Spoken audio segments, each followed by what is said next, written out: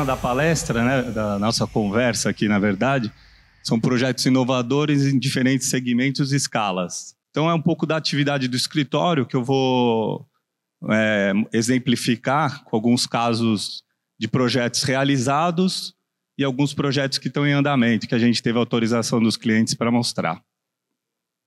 Bom, eu sou o Luiz Capote, do escritório Capote Marcondes Longo, um dos sócios. Os outros dois sócios são o Damiano Marcondes e a Chantal Longo. Vou passar aqui aos poucos. Aí, beleza. Aqui a gente fala um pouco do tipo de desenvolvimento de projetos, né, que a gente atua em diversos segmentos e escalas. Então, desde uma residência, um projeto de interiores, uma grande indústria, um centro administrativo, ponte, tem de tudo um pouco, né? E vamos passar aqui os exemplos para vocês. Esse aqui é o projeto da MAHLE Metal Leve, fica em Jundiaí, um projeto mais antigo, né? Realizado em 2008, né? Finalização dele. Mas a MAHLE é uma multinacional alemã que produz peças para automobilismo, né? Para os veículos, peças dos motores. Ela comprou um terreno que era uma reserva ambiental na Serra do Japi, entre as rodovias Anhanguera e Bandeirantes. E o terreno tinha uma configuração de uma espécie de morro, no meio de uma reserva ambiental. Então, o partido arquitetônico seguiu um pouco a configuração de plantações, seguindo as curvas de nível, como se fosse plantação de arroz ou qualquer segmento da agricultura. Então, nós implantamos os prédios em 3 platôs, que dá para ver aqui nessa imagem. Quem passa na Bandeirantes com a Anhanguera vê esse prédio, né? Na verdade, são 3 prédios interligados por túneis, escadas e elevadores. Cada prédio com uma atividade específica, né? O primeiro andar ele serve para os escritórios, recebimento dos clientes, reuniões, refeitório. O segundo, que é esse que a gente está vendo um exemplo, são os laboratórios. E o terceiro, ficam todas as salas de teste de motores. Então, eles testam motores de com diversos tipos de combustível, tamanhos, emissões de gases, né? Então, aqui dá para ver um dos edifícios, o segundo e o terceiro está aqui embaixo, que é esse corte aqui que vocês veem, né? E esses quadradinhos que ficam aqui no meio embaixo aqui do prédio, né? Eles são túneis, galerias que passam todas as utilidades, que água fria, elétrica, água de incêndio, né? Toda essa parte. Então, um prédio bem técnico, né? É um centro de desenvolvimento tecnológico. Aqui dá para ver a característica interna dele, né? Essa primeira foto aqui embaixo, a gente deixou o talude exposto, como ele é coberto e abrigado, não tem problema de deslizamento, nada disso, né? Então, só para mostrar o respeito à natureza que o projeto teve ao tocar nela, né? Aqui uma outra solução foi a utilização de água nas lajes para diminuir a temperatura interna do ambiente.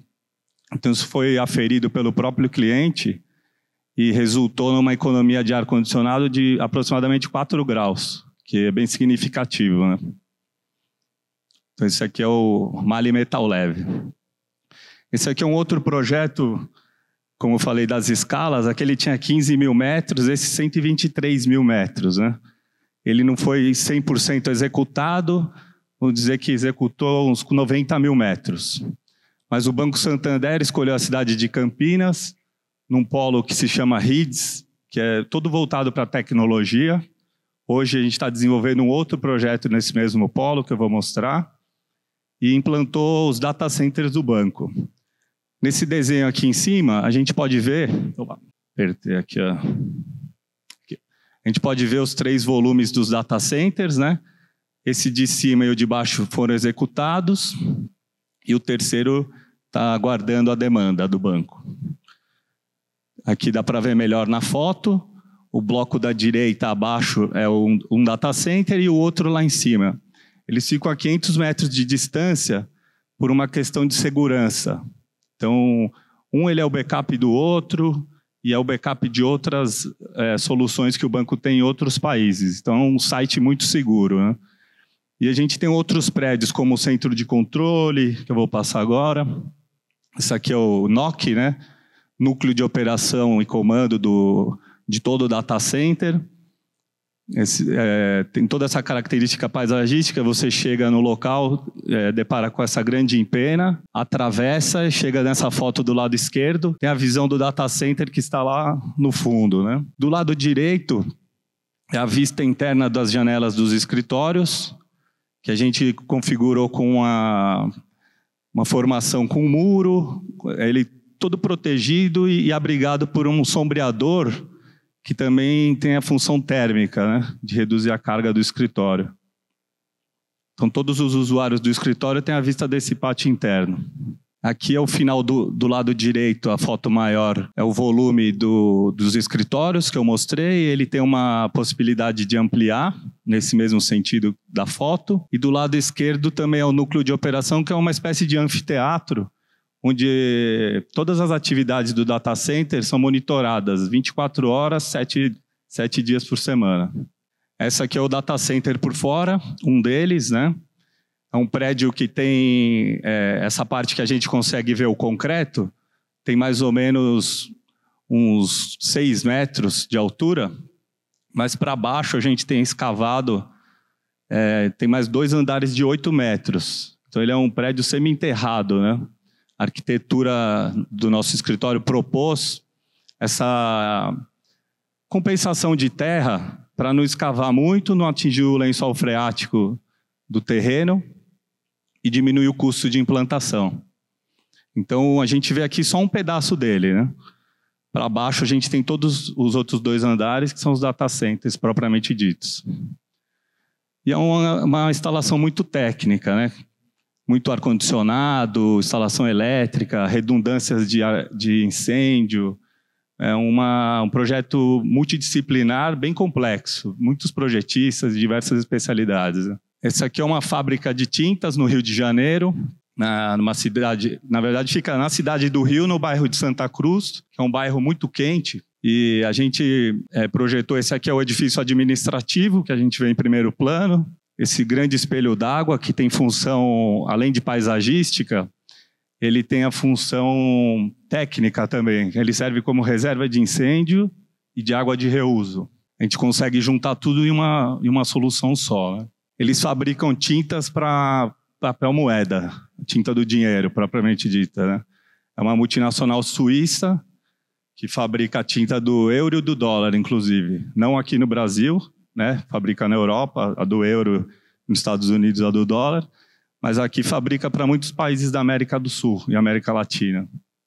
Aqui a solução do mesmo edifício, salas de reunião, a gente, como todos os volumes de banheiros, escadas, colocou para fora do edifício principal para tornar o layout flexível. Então, qualquer alteração de layout ela é muito fácil, não precisa quebrar, né? Só desmontar as divisórias e mover os móveis. Então, essa solução a gente usa bastante nos nossos projetos. Aqui dá para exemplificar com essa sala de reuniões que ficam fora. Está vendo que é essa aqui? A gente trabalhou com um artista plástico, que é o Cláudio Crete, que fez esse painel que depois foi reproduzido no mosaico, todo de azulejos. E o espelho d'água, ele entra nessa parte de baixo do edifício também. Aqui uma outra solução que a gente usou, que é esse painel de Neorex, que é o elemento vazado de concreto, como atenuador térmico. Esse aqui é o refeitório da fábrica.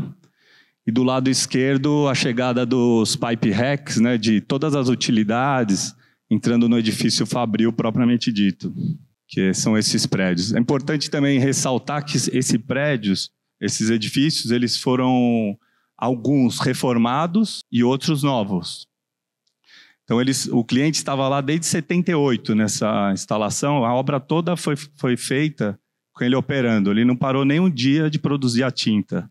Ele tem um contrato super rigoroso que não poderia parar. Então, foi uma coisa muito crítica essa operação. E tudo que tem nesse lugar tem estacas. É um terreno muito mole, Durante a obra de terraplenagem, 3 tratores de esteira atolaram simultaneamente. Um foi tirar o outro, foi atolando. Parecia piada, mas foi o que aconteceu. Então, tudo aqui é estaqueado. Se você vai colocar um mastro de bandeira, a base do mastro tem que ter estaca de 40 metros. O piso, desde 78 para a época que foi executado o projeto, ele abaixou mais ou menos 1,20 m o piso da rua. Então, o prédio não tinha escada para entrar, teve que ter escada. Então, tudo isso a gente foi adaptando, melhorando e trazendo essa condição que vocês viram nessas fotos que eu mostrei. Aqui uma outra indústria. Então, eu mostrei algumas indústrias nos centros de tecnologia. Aqui é uma indústria eles fazem nutrição especial da Danone, né? Em Poços de Caldas. Eles fazem leite em pó, suplementos para quem está no leito hospitalar. Então, é um produto super limpo e uma condição de uma fábrica com fluxo muito importante de ar, de limpeza, de pessoas, né? Aqui é uma foto do edifício dos escritórios, que tem esse brise para o lado esquerdo. Ele também é uma proteção térmica. O lugar, Poços de Caldas, é muito quente e muito frio também, e chove bastante, né? E a gente respeitou a vista, que eles têm uma bela vista. Aqui dá para entender um pouco dos volumes do edifício. Então, esse grande volume de trás, né, esse prédio aqui é o warehouse, que é a área de depósito. Esse mais alto lá atrás é a produção, que ela é toda verticalizada. Então, na verdade, eles pegam os ingredientes e vão misturando até chegar no lugar que faz o envase, né? Lado direito aqui embaixo, o prédio administrativo, né? Esse aqui. Tem laboratórios, refeitório, escritórios, auditório, vestiários. E a gente conectou o volume maior, que é esse da fábrica, com o volume dos escritórios, com pontes, né? Então, são construções diferentes, sistemas construtivos diferentes, características diferentes, e que se conectam por umas pontes metálicas. Aqui mais uma característica do edifício. A gente sempre tem essa preocupação com o meio ambiente, né? E proteção térmica, sustentabilidade, mesmo que o cliente não precise de uma certificação, né? Então, a arquitetura implantada, com a orientação correta, né? Aqui é uma visão noturna do edifício. Aqui na Natura, né, é um cliente nosso de mais de 20 anos, que a gente atende em diversas transformações daquele site que foi projetado pelo Roberto Loeb, que era o meu sócio. Desde 2001, a gente atua em diversas mudanças, né? Então, essa foto que nós vemos aqui embaixo, do lado direito, foi um projeto que a gente colocou aqui, retrofit dos laboratórios. São 4.000 metros de laboratório, que nós transformamos completamente, mudando o tipo de instalações, flexibilidade, né? Esse aqui é um laboratório para análises, né, físico-químicas. Então, as bancadas elas são um pouco mais rígidas, mas vocês podem observar na base delas, todas têm roda. Então, o cliente pode mudar o layout do laboratório. Como que a gente fez isso? A gente montou uma malha aérea que passa todas as utilidades e ele pode plugar um sistema inteligente, né, flexível para os laboratórios. Esse é o site da Natura Cajamar, muitos edifícios. Aqui tem uma lista dos projetos que a gente fez principais desde que ele foi inaugurado, o site. Essa torre aqui fez parte desse projeto dos laboratórios agora. Ela é um transelevador. Ela armazena todos os produtos, as matérias-primas e os produtos acabados, muitas vezes, principalmente as matérias-primas, que serão utilizadas no laboratório. Então, o usuário do laboratório ele precisa de um ingrediente, ele digita o ingrediente que ele quer, em um comando como se fosse de um elevador, e o produto chega numa gaveta para ele, e ele já tem a validade, se vai vencer, se já venceu, pode utilizar. Eles tinham um andar cheio de estoque, com um monte de caixas, e quando ia usar um ingrediente que nunca usa, né, que são experiências, são inovações, aquele ingrediente estava vencido. Então, com esse sistema automatizado, eles passaram a ter uma eficiência muito maior. Essa obra também foi feita com laboratórios todos funcionando, desse prédio aqui, tá vendo? Aí um outro projeto que nós fizemos, muito próximo a esse foi a mudança do térreo, que é a Casa da Perfumaria no Brasil. Daí eu vou falar um pouco depois deles. Aqui dá para ver, então, os laboratórios flexíveis que eu comentei. Essas bancadas são bem flexíveis, que eles montam projetos. Vamos criar um creme e tal, junta as bancadas de um jeito, remonta de outro, né? Então, essa que é a ideia, né? E aqui ele é um laboratório com outro tipo de asepsia, né? Então, vocês veem que tem um forro, um pouco diferente daquele outro que nós vimos. Aqui mais um pouco da característica, também sempre integrado com a área externa, né? Valorizando os colaboradores. Fizemos um projeto também para a revitalização das áreas comuns, que o site, ao longo dos anos, tem muita gente que mexe, vai tendo manutenção. Aí a Natura falou, puxa, chegou a hora de dar uma repaginada, né? E o site de Cajamar, eles queriam que aparecesse muito os produtos, né? Você vai na fábrica e fala, poxa, o que você tem aqui? Então, você pode experimentar o produto, visualizar as embalagens. Aqui na recepção, a gente criou essa grande estante com todos os produtos que eles têm. A gente teve uma ajuda também de um artista plástico que montou toda essa configuração, né? Aqui no meio, a gente tem uma escultura de cristais. Agora me fugiu o nome da artista, mas eu já lembro. E ambientou essa recepção para ela ser mais acolhedora e mais quente, né? Denise Milan é o nome da artista, né? Que trabalha muito com esses projetos com os cristais. Ela tem esculturas no Parque do Ibirapuera. A gente compôs com artista plástico, móveis conhecidos, né, brasileiros. Então, tudo para tornar isso mais acolhedor. E aqui alguns espaços que eram subutilizados, que começaram a ser áreas dessa troca de informações informal, né? Que foi um pouco que o Luiz Russo falou antes na palestra, que são os lugares que têm as melhores trocas, né? As pessoas na informalidade acabam discutindo com pessoas de outras áreas. Isso tem muito fundamento, né? Aqui na Casa da Perfumaria, que eu comentei anteriormente, essa estufa, ela tem são anexos, né, aos edifícios existentes, e essa estufa ela tem todas as espécies que eles têm lá, que são produtos muito da Amazônia, né, lugares do Brasil, ingredientes que não são nativos daqui de São Paulo. Então, dentro dessa estufa, eles conseguiram reproduzir essas espécies. Para quem for visitar, tem um passeio, como se fosse um brinquedo da Disney, vamos ser bem assim, né, que a gente trabalhou com Marcelo Dantas na museologia.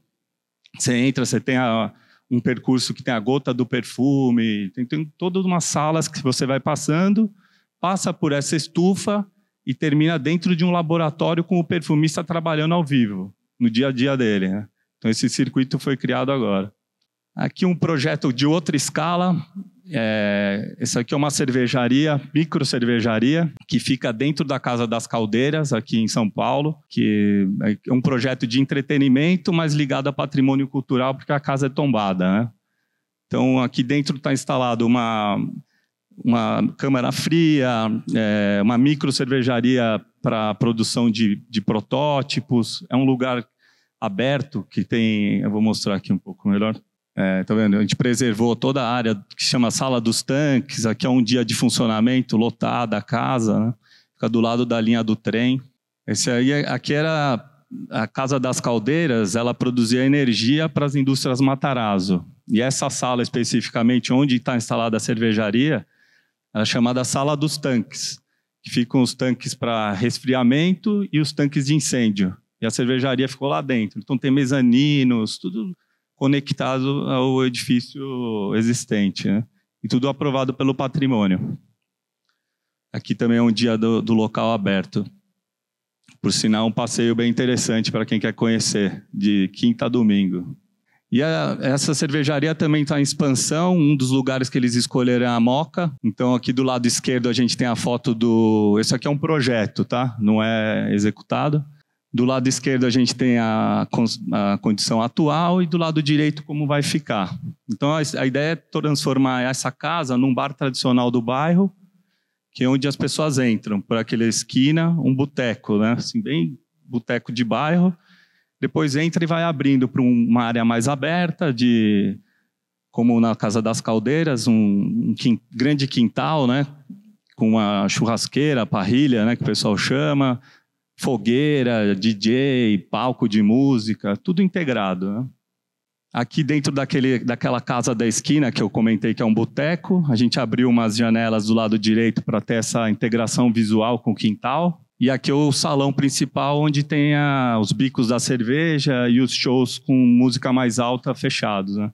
Então isso aqui é uma casa de entretenimento, realmente. Aqui, esse projeto também está em andamento, fizemos para Tishman, dentro da Unicamp, desse bairro Rides, que fica o Santander Data Center. Então, isso aqui é um edifício, é um conjunto de edifícios, na verdade, para abrigar as startups conectadas à Unicamp. Então, a cidade de Campinas tem esse polo tecnológico que está fomentando muito trazer, né, essas empresas para a universidade, e esse empreendimento vai proporcionar isso. São 4 torres, né? 4 edifícios, na verdade. Tem esse mais baixinho quadrado aqui. E temos mais esses 3, desculpa. Existe um andar intermediário, que é a cobertura desse, né? Coincide com todos, que você consegue criar um andar de concentração, bibliotecas, auditórios, para o pessoal sair da bagunça do térreo. E no térreo estão as lojas, praças de alimentação, área de convívio com mais barulho. E todas as torres com conjuntos com diversos tamanhos. Ele é todo flexível, a modulação dele. Então, tem conjuntos bem pequenos, conjuntos maiores, para você abrigar todos os tamanhos de startup. E aqui, em primeiro plano, tem essa casa que a gente preservou, que é um remanescente da Fazenda Argentina, que é o nome desse grande site que a Unicamp possui. Esse aqui está em desenvolvimento agora. E a gente proporciona, né, com esse edifício uma visão 360 graus, quando você está nesse andar intermediário, né? Tem uma vista muito bacana lá de cima. Aqui a chegada por um dos edifícios, aquele mais baixinho que eu mostrei anteriormente, tem uma praça para um café, uma loja. Aqui a praça interna, e toda a circulação se dá pelo meio desse triângulo, né? Então todo mundo se vê. A ideia também é uma conexão visual. E quando você está no seu espaço, você tem a vista livre para o lado que você escolheu.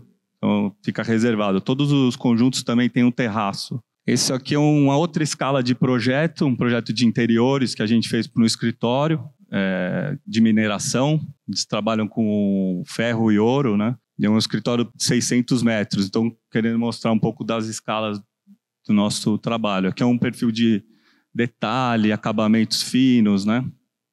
Uma recepção com mármore no piso, vidros, né? Então, essa aqui é a recepção. Quando você chega, a gente propôs esse vitral atrás, que permite a entrada de luz natural na recepção.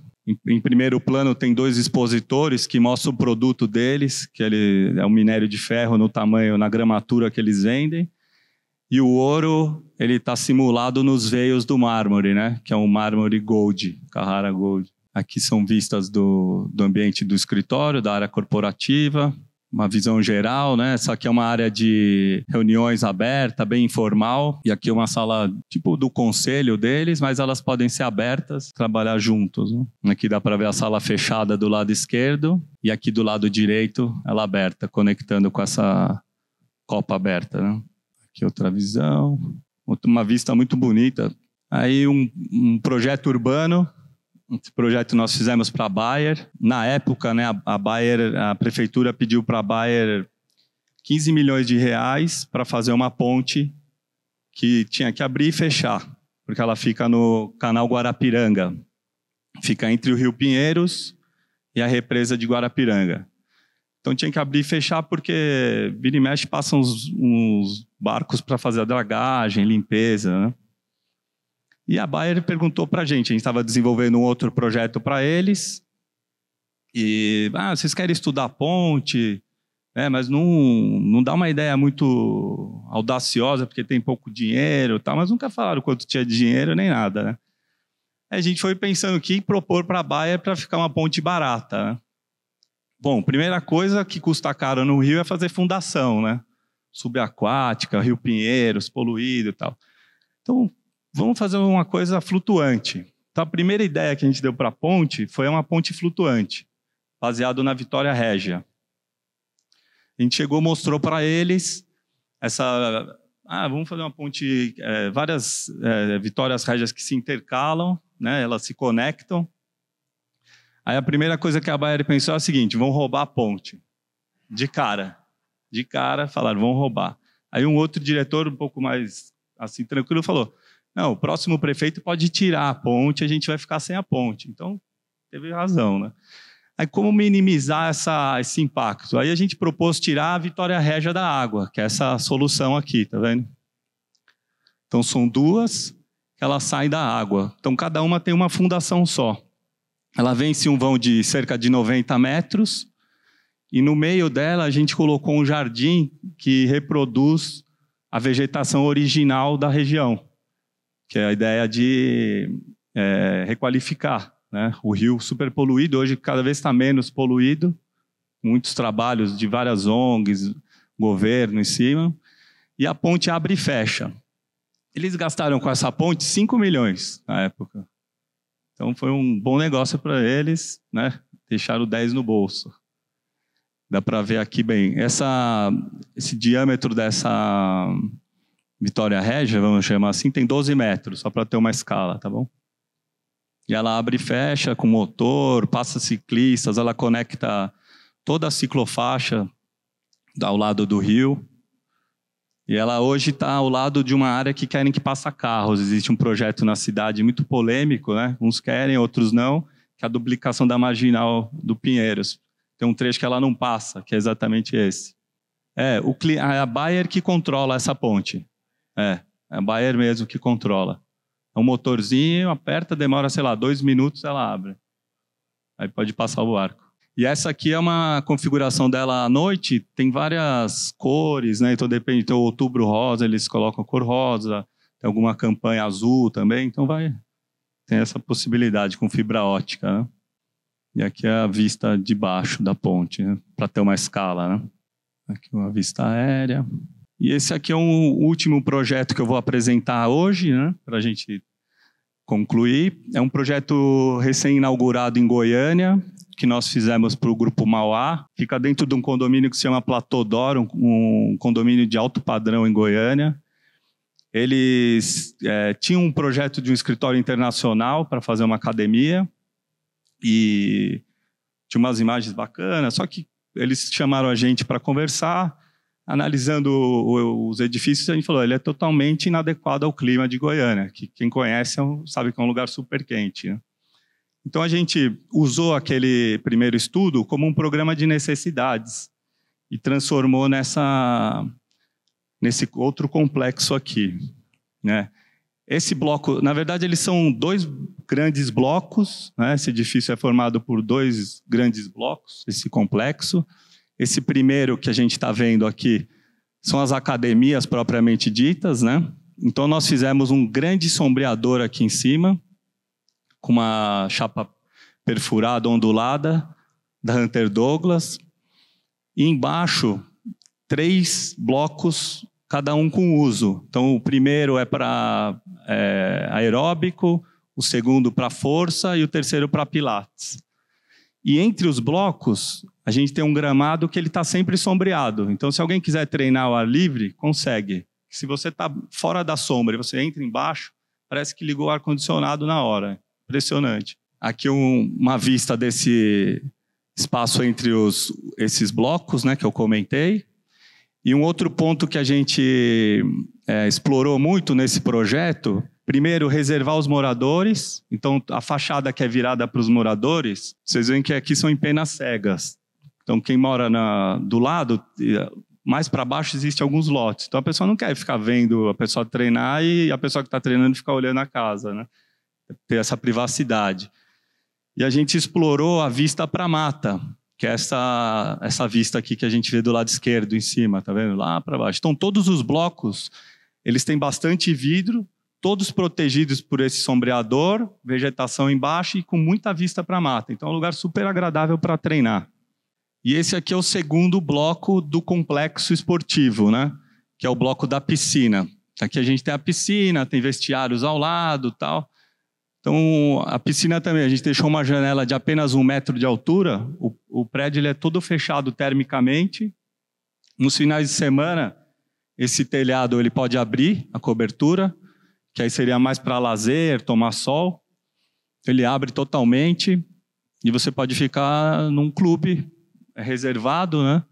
Só que com essa piscina semiolímpica. E aqui do lado é um caminho que leva do bloco da piscina, passa por uma lanchonete. Aqui no fundo ainda, que não dá para ver nas fotos, mas no fundo tem uma piscina de reabilitação para fazer fisioterapia e uma sauna. E daqui você vai para aquele bloco que eu mostrei no início, que dá para ver só a pontinha dele lá embaixo, que é o que tem as 3 academias sombreadoras. E aqui a foto aquele prédio de cima, mais uma vez, que é onde ficam as academias. Bom, é isso que eu tinha para mostrar para vocês, né? Aqui eu coloquei um link, que é o Linktree do escritório, do Instagram, que dá para seguir a gente, dá para votar no prêmio que esse projeto está participando também, e dá para baixar o conteúdo da palestra, tá bom? Agradeço a presença de todos, boa noite.